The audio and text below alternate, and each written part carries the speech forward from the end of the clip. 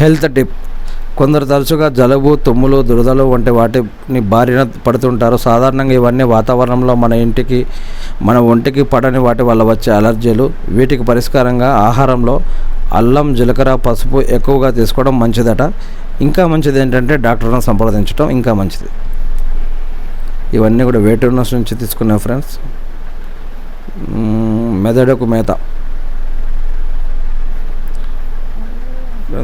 వేళ్లతో ఆడుకోండి ఇలా. General knowledge. వెంకట్ చిత్రలత వరి బాగ్లిహర్ 1758. వేళ్లతో ఆడుకోండి ఇలా.